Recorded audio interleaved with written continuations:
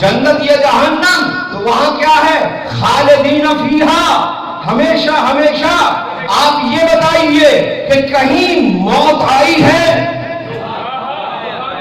کہیں موت نہیں آئی۔ انداز حیات بدل گیا۔ جب ارواح تھی خالص تو عالم زر تھا، جب عالم زر سے زمین پہ بھیجنا چاہا تو ماں باپ کے ذریعے شکم مادر کے اندر اسے بھیج دیا۔ اب وہاں سے کہاں آیا؟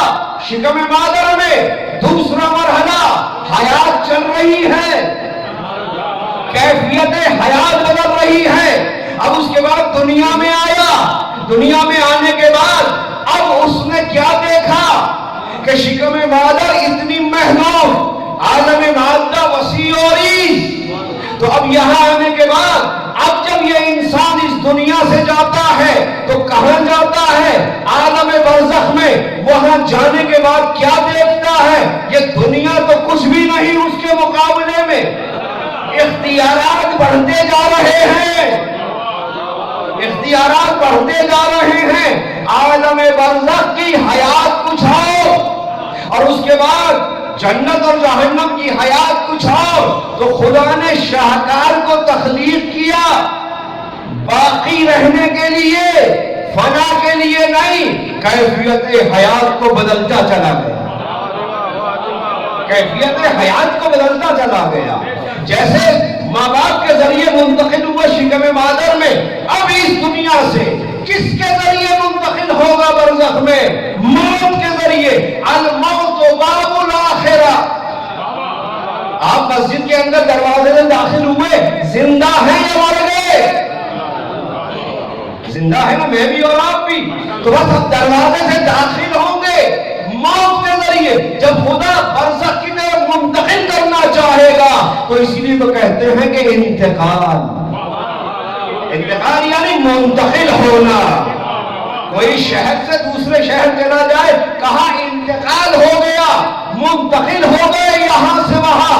تو ہم نے موت کو انتقال اس لیے کہا کہ اس دنیا سے برزخ کی طرف چلا گیا۔ صلوات پڑھے محمد و آلہ۔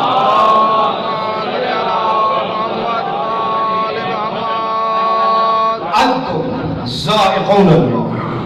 اب اس کے بعد تیسرا محور، وہ محور یہ ہے کہ نجات ہر آدمی چاہتا ہے۔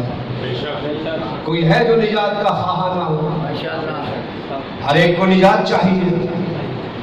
تو سورہ والعصر میں آئیں گے، بسم اللہ الرحمن الرحیم، والعصر ان الانسان لفی خسر الا الذین آمنوا وعملوا الصالحات وتواصوا بالحق وتواصوا بالصبر۔ یہاں زمانے کی قسم کھائی خدا نے، اور کیا کہا؟ والعصر ان الانسان لفی خسر، بے تحقیق انسان خسارے میں، ایک نہیں سب، تمام کے تمام انسان خسارے میں۔ الا الذین آمنوا، اب یہاں الا کے ذریعے خارج کیا، تمام نقصان میں ہے، لیکن اس نقصان سے اب کون بچے گا؟ الا الذین آمنوا، جو صاحب ایمان ہوگا، وعملوا الصالحات، جو عمل صالح، وتواصوا بالحق وتواصوا بالصبر، جو صبر کرے گا، جو حق کے ساتھ اپنے روابط کو قائم رکھے گا۔ عزیز دیکھیے، اگر باقی آیات کی روشنی کے اندر نجات کو دیکھا جائے تو اس میں سے کیا نتیجہ نکلتا ہے کہ نجات کے لیے ایمان چاہیے، نجات کے لیے عمل صالح چاہیے، نجات کے لیے صبر چاہیے، نجات کے لیے توکل چاہیے۔ جو بھی ان چیزوں کا حامل ہوگا وہ نجات پا جائے گا۔ ہم اس دنیا میں اعمال کیوں انجام دیتے ہیں؟ تاکہ آخرت کے اندر ہمیں نجات مل جائے۔ تو اب دیکھیے، پہلی چیز ہے ایمان۔ ایمان کس میں لائیں؟ خدا۔ اور ہر اس چیز پر ایمان لائیں جس پہ ایمان لانے کا حکم خدا نے دیا۔ رسول پہ ایمان لاؤ، قرآن پہ ایمان لاؤ، ائمہ پہ ایمان لاؤ، قیامت پر ایمان لاؤ۔ ان پر ایمان ہوگا تو پھر ایمان کے معنی کیا ہے؟ ایمان کے معنی یہ ہے کہ جس پر تم یقین رکھو اس یقین کے اوپر عمل کرو۔ میرے سامنے ایک گلاس ہے جس میں اگر ایک قطرہ زہر کا ہے، میں نے بھی دیکھا، آپ نے بھی دیکھا، اب ہے کوئی ہم میں سے جو اس گلاس کو اٹھا کے پیے؟ میں کہوں گا پیو، تو جواب کیا ملے گا؟ جواب یہ ملے گا کہ ہم نے خود دیکھا اس کے اندر زہر ہے، اب ہمیں کسی سے پوچھنے کی ضرورت نہیں، اور اب ہم اس کو نہیں پئیں گے۔ کیوں؟ اس لیے کہ اگر پئیں گے تو ہلاک ہو جائیں گے۔ تو عزیزو، جب ایمان لائے اللہ پر، ایمان لائے رسول پر، ایمان لائے قرآن پر، ایمان لائے قیامت پر، ایمان لائے ائمہ پر، اب ان کے کہنے پہ عمل کرو تو نجات ملے گی۔ جب ایمان آ گیا تو اب مرحلہ ایمان کے بعد کیا ہے؟ جو یقین ہے اس یقین پہ عمل کرو۔ اب عمل کرو گے تو نجات پاتے چلے جاؤ۔ تو یہ مرحلہ ایمان ہے۔ عمل صالح، کیا ہر عمل صالح ہے؟ نہیں، ہر عمل صالح نہیں، ہر نیک عمل صالح ہے نہیں، نہیں، بالکل ہر عمل صالح نہیں۔ وہ عمل صالح ہے کہ جس عمل کی انتہا بھی نیکی پر ہو۔ آپ نے کیا کیا؟ اہتمام کیا کس کا؟ ایصال ثواب۔ اس کے بعد کیا؟ افطار اور کھانا نذر۔ اگر کسی کی یہ نیت ہو کہ میں اس لیے جو ہوں، بہترین جو ہے نذر ابا عبداللہ الحسین کر رہا ہوں تاکہ لوگ یہ کہیں کہ بہت ہی اچھا آدمی ہے، بہترین اس نے نذر دلوائی، کام نیک تھا لیکن صالح نہ بنا۔ صالح کیوں نہ بنا؟ کہ نیت کے اندر خلوص ختم۔ عمل صالح کے لیے پہلی شرط یہ ہے کہ تمہاری نیت خالص ہو، اور اگر نیت یہ ہو کہ العباد ضیوف الرحمن، یہ لوگ جو ہیں وہ کیا ہیں؟ اس مہینے میں اللہ کے مہمان ہیں، میں افطار اللہ کے مہمانوں کو کرا رہا ہوں۔ اب یہ عمل صالح ہو جائے گا اور آخر تک یہ نیت باقی رہے۔ مجھے یہ بتائیے، زندگی رسالت معاب میں نبی کے پیچھے نماز پڑھنے والے، امیر المومنین کے ساتھ جنگوں میں جانے والے، جب علی کا ساتھ چھوڑ دیا تو وہ اعمال صالح نہ بنے۔ اگر صالح ہوتے تو نجات ہو جاتی، صالح اس لیے نہیں بنے کہ وہ آخر تک علی کے ساتھ باقی نہ تھے، علی کے ساتھ آخر تک باقی نہ تھے، تو بس عمل صالح کے لیے شرط یہ ہے کہ وہ نیک عمل جو آخر تک تمہاری زندگی کے اندر باقی رہے خلوص کے اوپر، وہ عمل صالح بندہ ہے۔ اور اگر کوئی گناہگار ہو لیکن زندگی کے آخری لمحے کے اندر عمل صالح کر کے چلا جائے تو وہ زندگی اس کی بدل جاتی ہے۔ مثال دو حضرت حر کی۔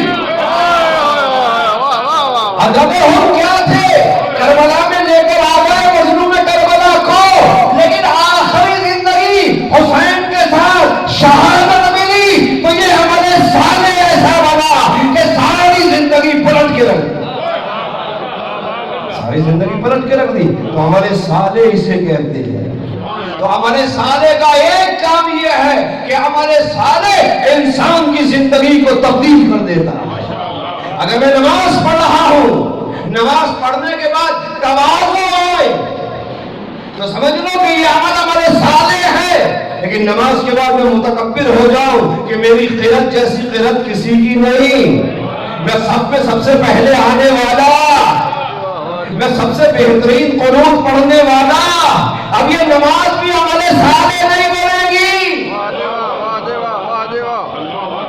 بنے گی نہیں۔ جب میں کہوں گا نہیں تو آپ جواب دیں گے اس لیے کہ نیت خالص نہ رہی۔ تو اگر نیت خالص باقی رہ جائے تو عمل صالح رہتا ہے۔ عمل صالح کیا کرتا ہے؟ انسان کو ترقی دیتا ہے، انسان کو ترقی دیتا ہے۔ ایمان کے درجات ہیں یا نہیں؟ تو اگر اعمال نیک کرنے کے بعد انسان ایمانی درجات کو اپ گریڈ کرتا چلا جائے تو سمجھ لو کہ ترقی ہو رہی ہے۔ اگر ساری زندگی سجدے میں سر رکھا لیکن یہ متکبر ہی رہا تو اس نماز نے جب اس کے اوپر اثر نہیں کیا تو پھر یہ نماز جنت میں کیسے لے کے جائے گی؟ اس لیے کہ وہ عمل جو عمل صالح ہے وہی خدا کی بارگاہ کے اندر قبول ہے، اور اس کے بعد صبر، توکل۔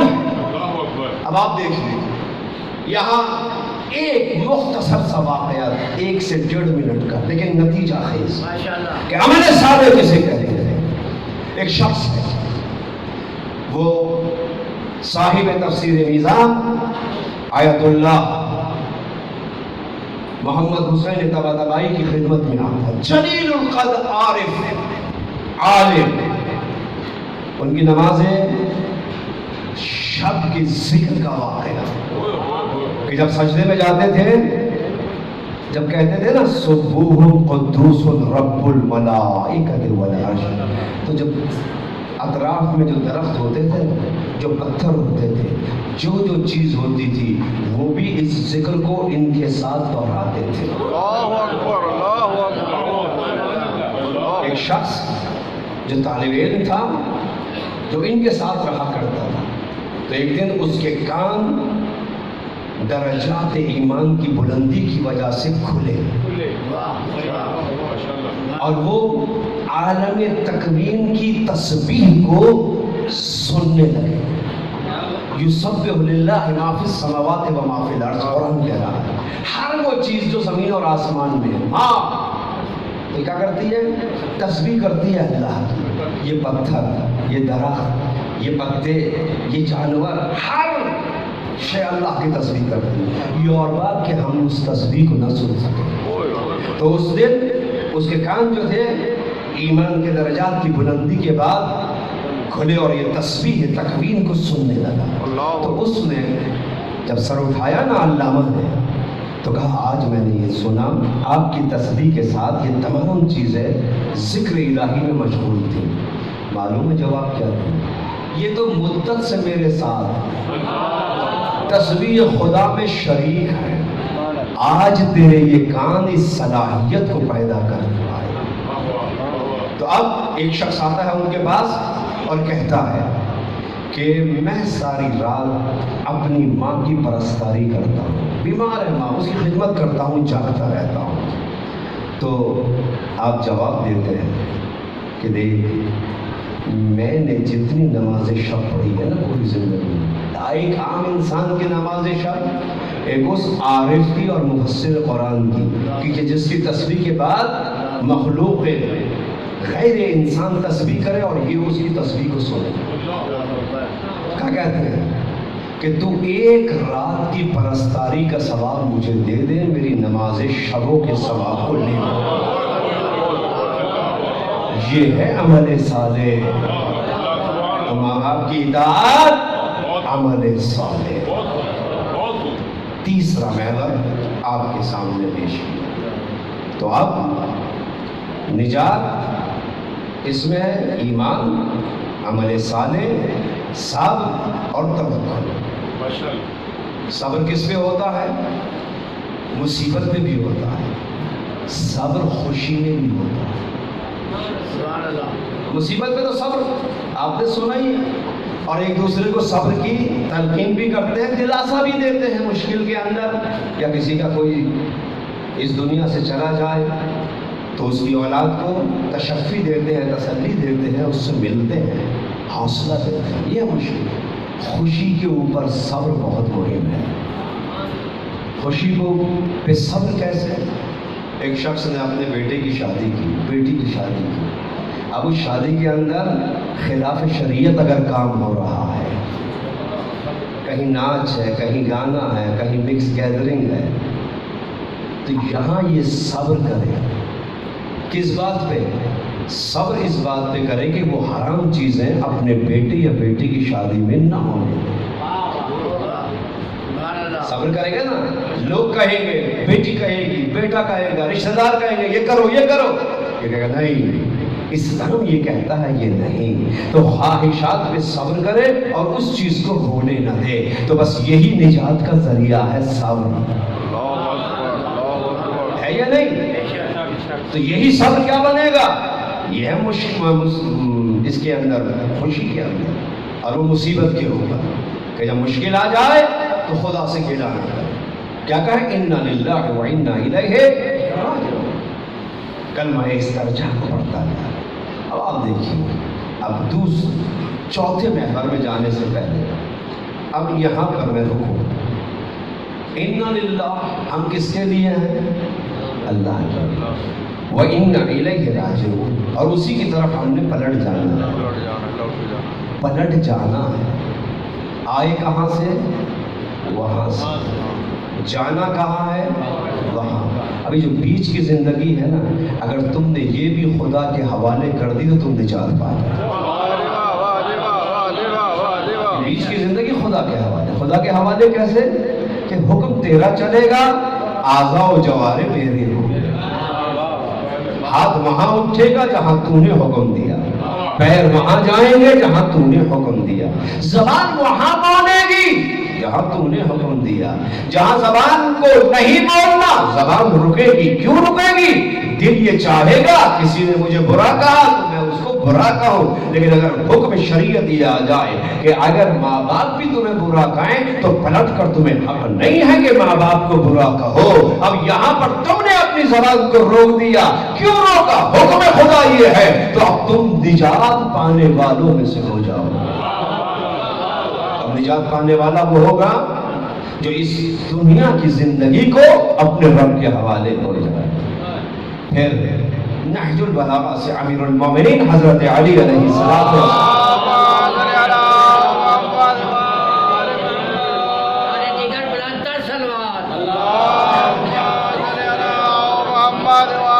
ارشاد فرماتا ہے کہ من عین فی عین الی عین.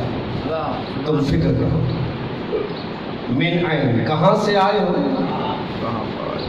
فی عین کہاں رہ رہے ہو، الی عین کہاں تمہیں جانا ہے. آئے اللہ کی طرف سے، رہ رہے ہیں اللہ کی زمین پر، واپس پلٹ جانا ہے کہاں؟ اللہ کی.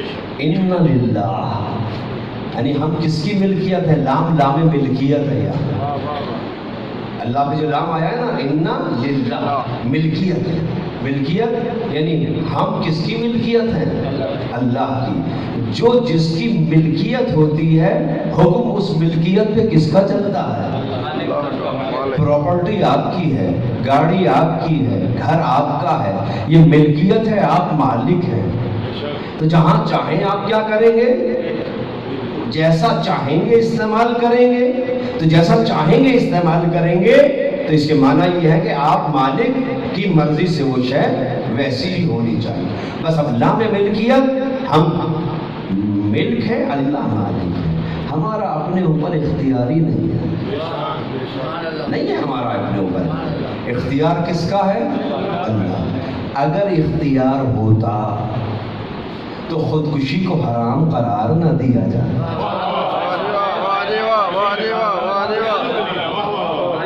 خودکشی کیوں حرام ہے؟ بھائی میری جان ہے، میں جان ہوں، میں نہیں زندہ رہنا چاہتا، چھلانگ لگاؤں اور مر جاؤں. کہا نہیں، یہ حرام موت ہے. کیوں؟ یہ تمہاری خواہش کے ذریعے آئی، اللہ کی مرضی سے نہیں آئی. عزیزان یہاں اس گفتگو کرو وَقَضَىٰ رَبُّكَ أَلَّا تَعْبُدُوا إِلَّا إِيَّاهُ وَبِالْوَالِدَيْنِ إِحْسَانًا وَقَضَىٰ رَبُّكَ أَلَّا تَعْبُدُوا إِلَّا إِيَّاهُ اللہ کا یہ حکم ہے، یہ فیصلہ ہے، کیا کرو تم؟ اللہ تعبدوا الا اياه، کسی کی عبادت نہ کرو سوائے وبالوالدین احسان، اور کس کے ساتھ احسان کرو؟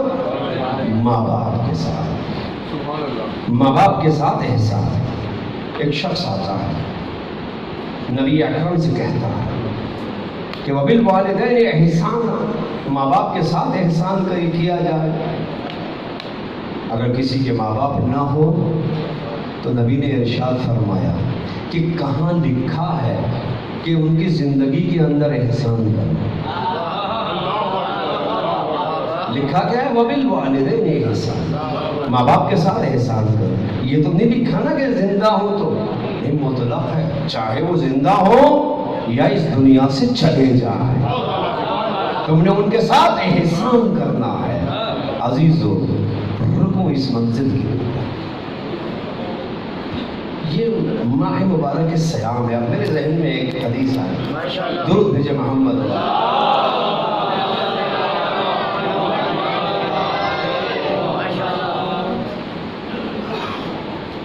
نبی اکرم نے ارشاد فرمایا کہ سبحان اللہ ماذا تستقبلون، آپ ارشاد فرماتے ہیں کہ منزہ ہے، پاک ہے اللہ کے ساتھ، تم کس چیز کا انتظار ہو، کیا چیز تمہارے لیے آ رہی ہے، تم کس چیز کا استقبال کر رہے ہو؟ تو اصحاب میں سے ایک نے کہا کہ جہاد کا حکم ہونے والا ہے یا جبرائیل امین وہی لے گیا؟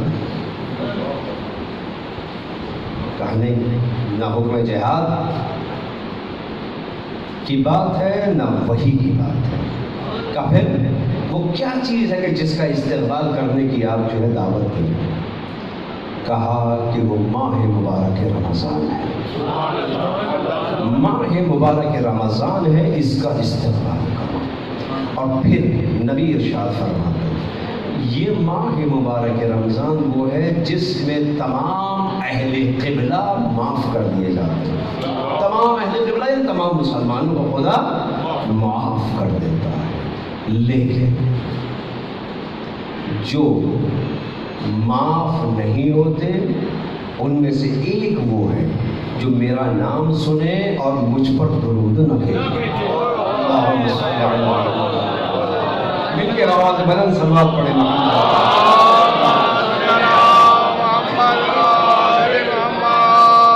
دوسرا وہ جسے ماں باپ عاق کر وہ بھی نہیں بخشا جاتا، اور تیسرا وہ جو ماہ مبارک رمضان کو ترک کرے لیکن اس سے فیضیاب نہ ہونے، اس سے فیضیاب ہونے نہ، سستی کی وجہ سے، غفلت کی وجہ سے۔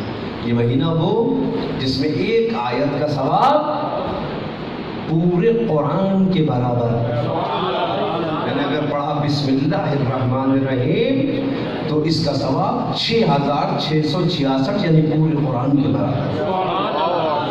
اور اگر جس نے ایک قرآن اس مہینے میں ختم کیا تو 6666 قرآن کا ثواب ملے گا۔ تو ہم کیا کریں؟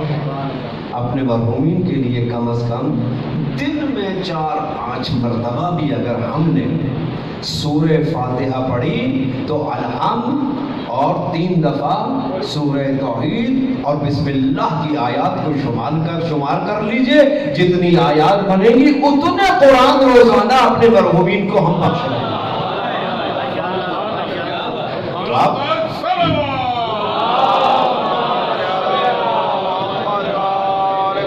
ماں باپ کا وجود کیا ہے؟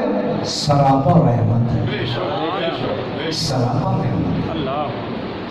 تو آپ ارشاد فرماتے ہیں،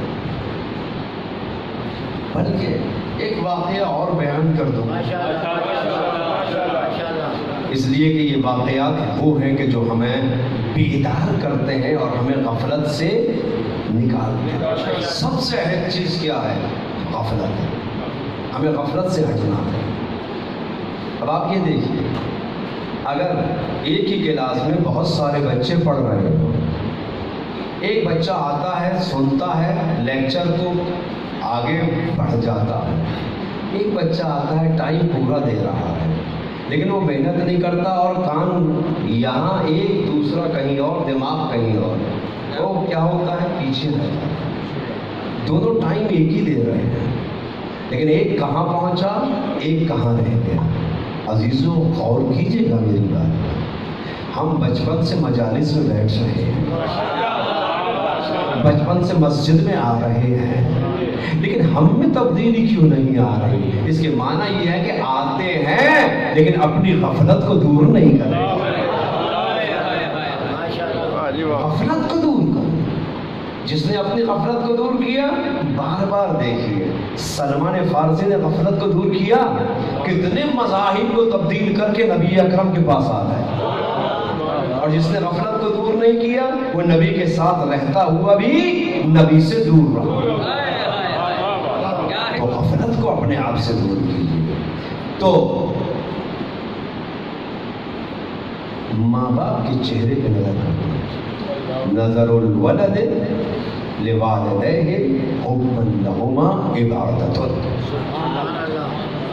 ماں باپ کے چہرے کو دیکھنا محبت کے ساتھ نبی کہتے ہیں عبادت ہے۔ اگر کوئی انسان اپنے ماں باپ کو پورے دن کتنی مرتبہ محبت سے دیکھتا ہے، ہر نظر کے بدلے عبادت، اور جو محبت سے دیکھتا ہے نا ماں باپ کو، تو کہیں احادیث میں اس طرح ملتا ہے ایک حج کا ثواب۔ تو نبی سے پوچھا ایک شخص نے، اگر 100 مرتبہ نظر کرے محبت سے تو کیا جواب دیا نبی اکرم نے کہ کیا خدا بخیل ہے؟ وہ قادر نہیں ہے کہ وہ ایک نظر کے بدلے 100 حج کا ثواب دے سکے؟ تو ایسا قادر ہے کہ جتنی مرتبہ ماں باپ کے چہرے پہ محبت سے نظر کرو گے تو تمہیں اتنے ہی حج کا ثواب مل جائے گا۔ عزیزو، آپ جو غیظ و غضب سے یا ناراضگی کی نگاہ کرے ماں باپ پر، تو ارشاد ہوتا ہے کہ اس کی نمازوں کو خدا قبول نہیں کرتا۔ اس کی نمازوں کو اگر اولاد نے ماں یا باپ کے اوپر غصے سے دیکھا، حقارت سے دیکھا، تو خدا اس کی نمازوں کو ضائع کر دیتا ہے۔ میری سمجھ میں نہیں آیا، حج بھی ہے، روزہ بھی ہے، زکوٰۃ بھی ہے، نماز ہی کا تذکرہ کیوں کیا عبادات کے اندر؟ جہاد بھی ہے، فقط نماز کا تذکرہ کیوں کیا کہ اگر ماں باپ کے چہرے کے اوپر غیظ و غضب سے دیکھا، ناراضگی سے دیکھا تو نماز باطل؟ تو جواب مجھے خود حدیث کے اندر ملا، وَإِنْ قُبِلَتْ قُبِلَتْ مَا سِوَاهَا وَإِنْ رُدَّتْ رُدَّتْ مَا سِوَاهَا۔ اگر نماز قبول ہو گئی تو باقی اعمال قبول ہوں گے، اگر نماز رد ہو گئی تو سارے اعمال رد۔ یعنی کہنا یہ چاہتا ہے اللہ کا نبی، اگر تم نے ماں باپ کے چہرے پہ غصے سے دیکھا، نماز کو باطل کر دوں گا، یعنی تمہاری کوئی بھی عبادت میں قبول نہیں کرے۔ عزیزوں، مجھے اب کہنے دیجئے، جو ماں باپ ہمارے وجود کو وہاں سے یہاں لانے کا ذریعہ بنے، ہم اگر غیظ سے ان کی طرف نگاہ کریں، ہمارے اعمال باطل، اگر وہ نبی اور علی جو یہاں سے وہاں لے جانے کا ذریعہ بنے، اگر اس کے خلاف ہم جنگ کریں تو ہمارے اعمال اور ایمان کا کیا عالم ہے؟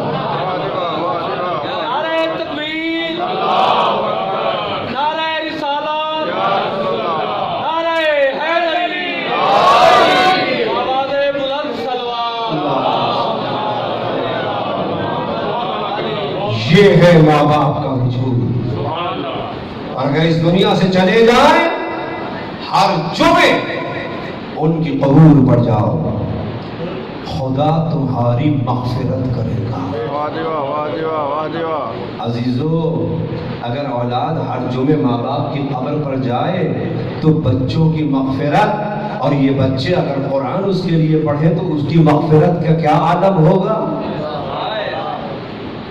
جو بھی 7 مرتبہ سورہ انا انزلنا قبرستان جا کر قبر کے اوپر پڑھتا ہے، خدا صاحب قبر کے گناہوں کو معاف کر دیتا ہے۔ ماں باپ مرنے کے بعد بھی وسیلہ فیض ہیں، مرنے کے بعد بھی وسیلہ فیض ہیں۔ دعائیں جب قبول کرانی ہو نا تو کہاں جایا جاتا ہے؟ ماں باپ کے پاس۔ کہ ماں باپ کے پاس جاتے ہیں نا، جاؤ ماں باپ کے پاس بیٹھ جاؤ، گھٹنے پہ ہاتھ رکھ۔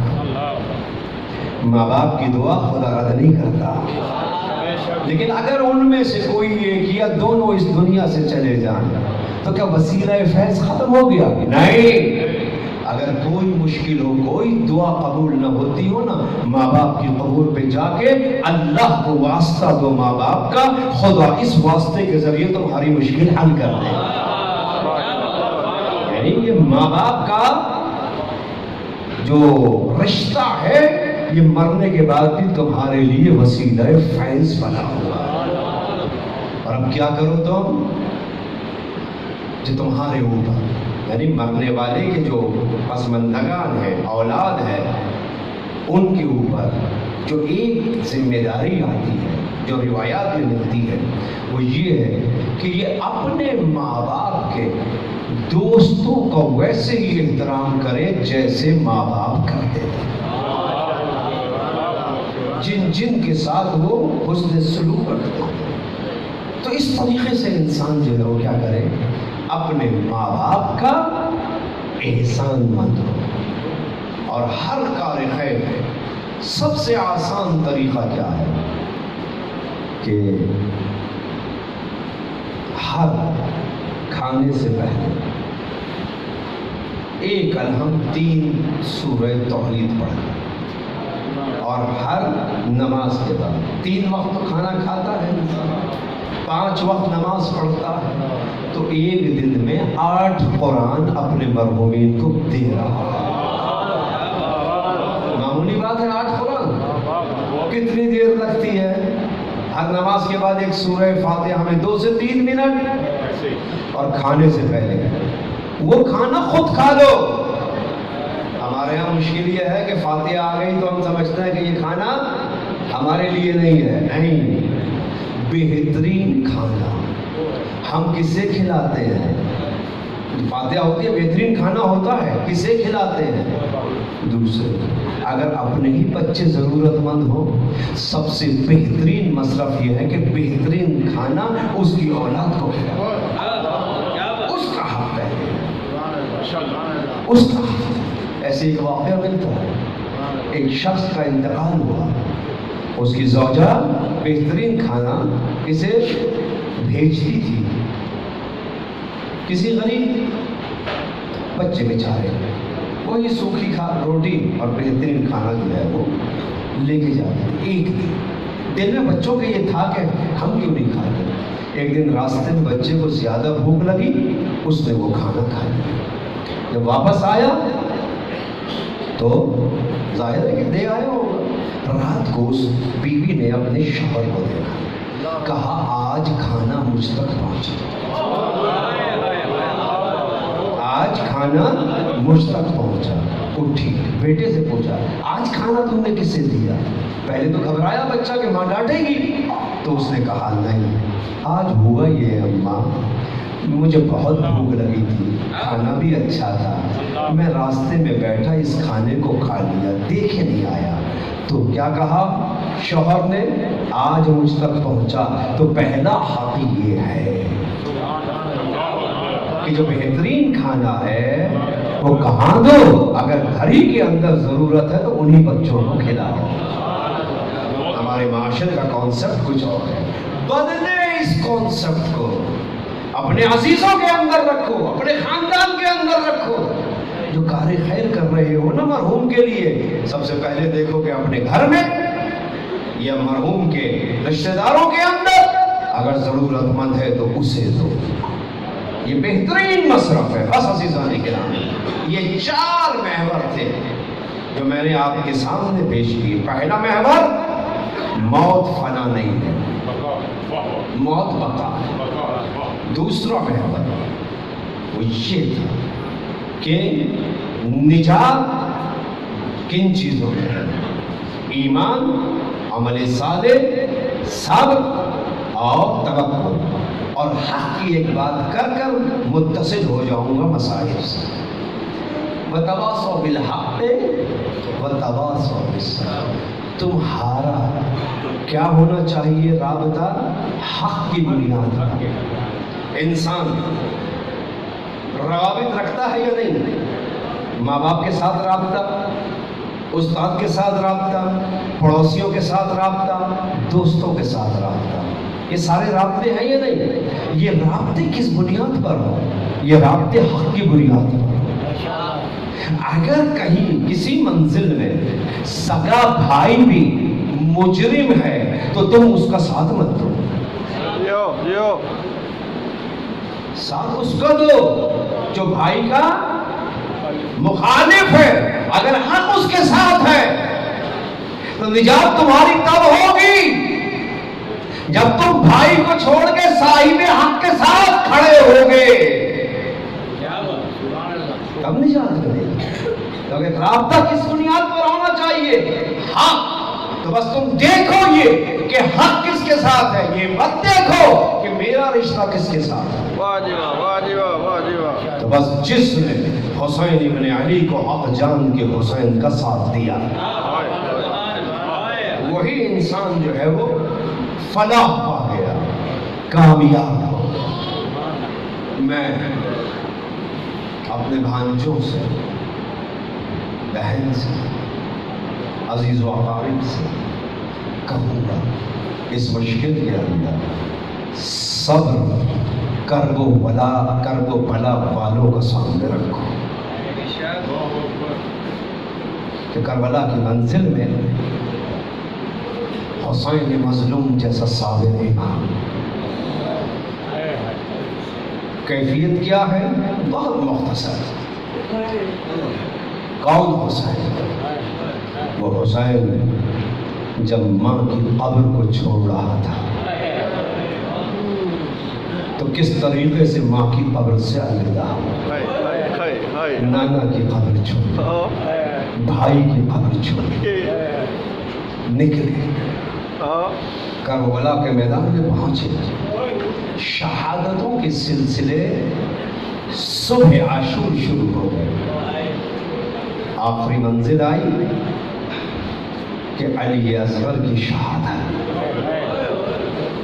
کس طریقے سے حسین لے کے گئے اور کیا جملہ کہا؟ اما تراونا ہو کیف یتلذا عطشا. اے فوجی اشقیا، تم نہیں دیکھ رہے کس طریقے سے یہ میرا بچہ پیاس سے بلک رہا ہے. یتلذا کسے کہتے ہیں؟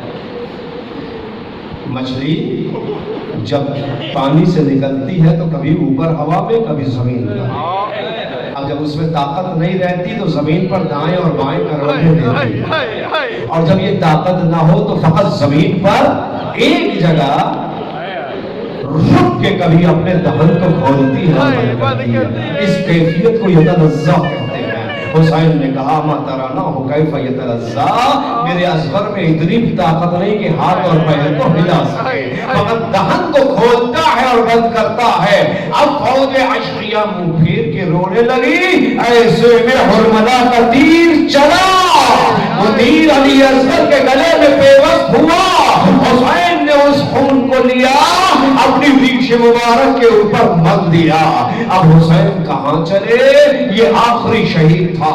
حسین سے پہلے حسین کہاں آئے؟